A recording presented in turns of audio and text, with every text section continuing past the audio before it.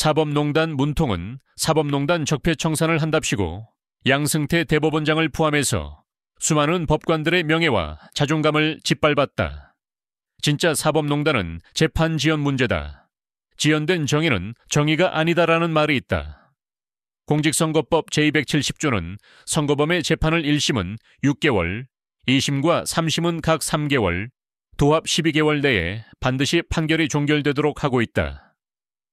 이는 공직선거법 위반자가 당선된 경우 빠른 시간 12개월 내에 결론을 내려 무자격자의 위법 행위를 방지할 목적으로 조기 판결하도록 하고 있다. 그러나 사법부는 법조문에 12개월 내에 반드시 대법원 선고가 나도록 하는 강행 규정에도 불구하고 훈식 유정으로 해석하여 피고인의 재판 지연을 방관하고 있다. 그래서 피고인이 4년 임기 종료가 될 때까지도 최종 판결이 나지도 않고 최종 판결이 유죄가 났어도 그동안 받아간 세비 등 반납도 없다. 이게 말이나 되나? 그 예로 이재명의 선거법 위반 1심 소송에서 우 리법연구회 소속 강규태 판사가 16개월 동안 동사건을 가슴에 품고 있다. 가 본인도 양심에 찔렸는지 사직을 했다.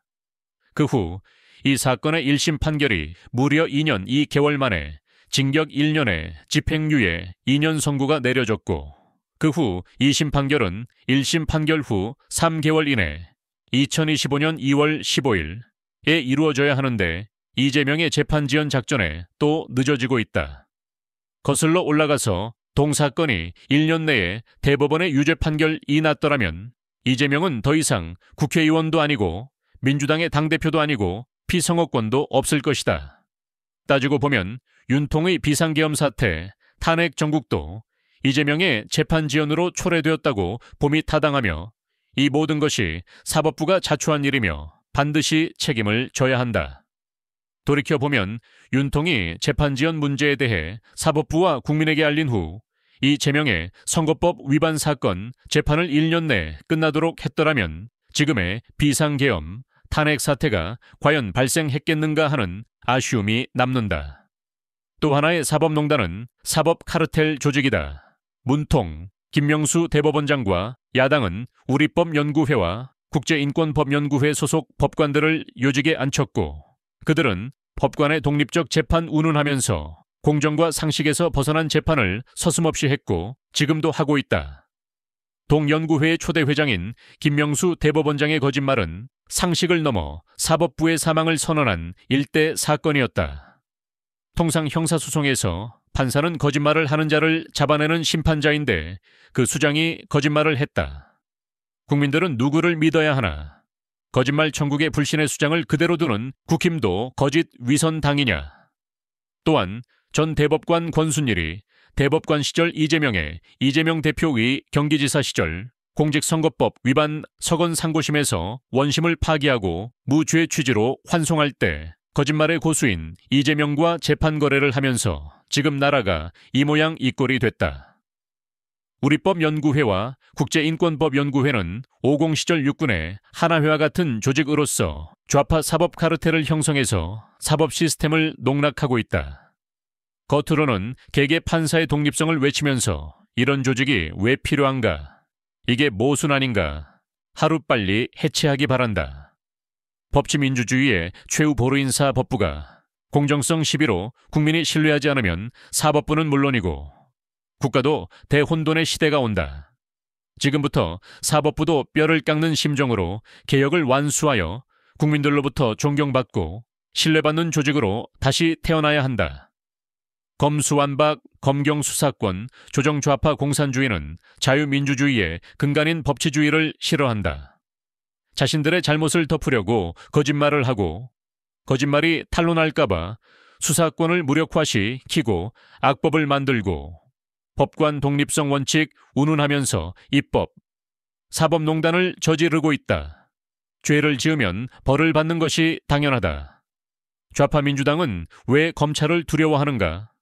죄를 지었으면 벌을 받는 게 당연한데 검찰의 힘을 빼려고 공수처를 만들고 검수완박하고 검경수사권 조정으로 검찰을 해체수 준으로 만들었다.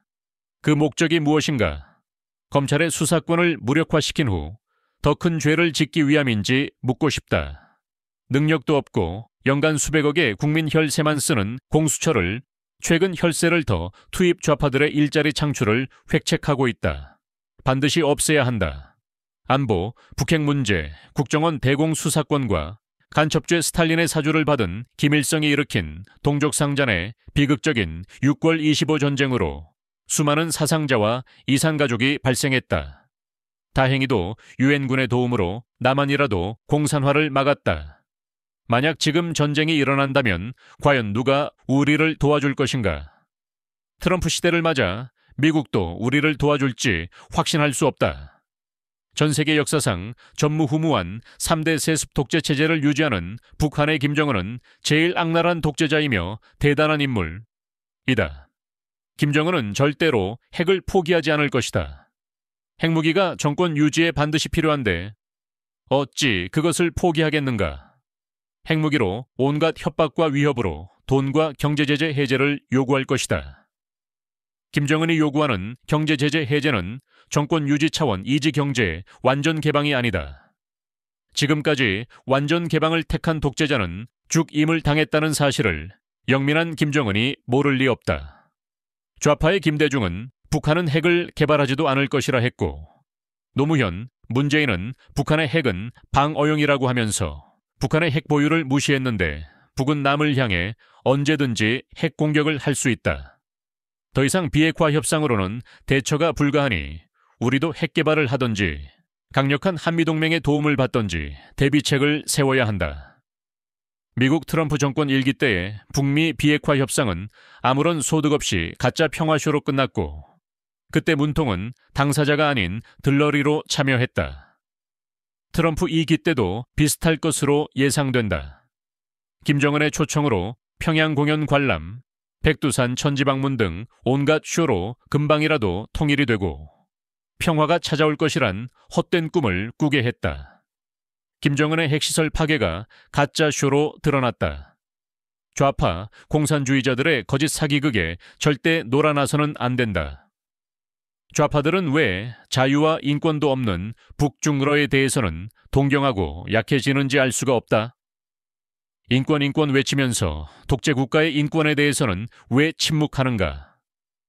문 정권은 유엔의 북한 인권 결의안에 불참하고 탈북민을 홀대하고 열악한 북한 주민들의 인권에 대해서는 눈을 감아버렸다. 노통, 문통은 인권 변호사가 아니라 북한의 꼭두각시인 거짓의 탈을 쓰고 있었다. 김대중, 노무현으로부터 시작된 친중, 종북이 문재인 시절 꽃을 피웠다. 여수 순천 반란 사건과 제주 4.1 3사건의 반란을 민주화, 항쟁으로 둔갑시키고 가담자를 민주화유공자로 둔갑시키고 보상금을 주었다. 그 당시 빨갱이로부터 피해를 입은 군경들은 역적이란 말인가? 문 정권은 서해 수호의 날에는 불참하고 제주 4.1 사건 추념식에는 참석하는 등 김정은의 눈치를 보더니 나라를 위해 몸을 바친 군경을 홀대하는 대통령이 되었다. 서해 공무원 피살 사건을 자진 월북으로 은폐시키고 귀순자를 강제 북한 송환 등 김정은의 눈치를 보며 빨갱이의 모습을 적나라하게 드러냈다. 또한 백선엽 장군을 친일파로 몰고 친일 반민족 행위자 명단을 작성하여 반일 감정을 부추겼다. 더불어는 왜 국가보안법 폐지를 주장하고 국정원의 대공수사권, 경찰이관과 간첩죄 관련 법률 개정에 반대를 하려고 하는가?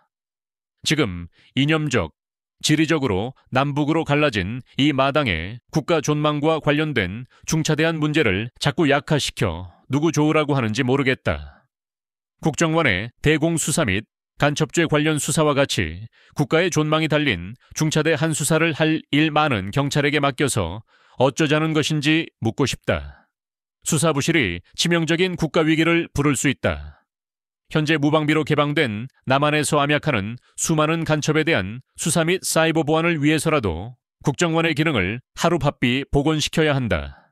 제발 정신 차리자. 6.25를 통해 수많은 사상자와 이산가족을 만든 과거를 잊어서는 안 된다. 정쟁으로 사분오열되고 국력이 소진되면 우리도 언제든지 우크라이나와 같은 신세가 된다는 것을 명심하자. 미국도 우리가 어느 정도 힘이 있고 미국에 도움이 되는 부분이 있으니까 동맹을 하지 필요 없으면 우리도 언제든지 팽당한다. 려우 전쟁이 일어나자 좌파가 외치던 미군 물러가라, 양키 고홈 구호가 사라졌다.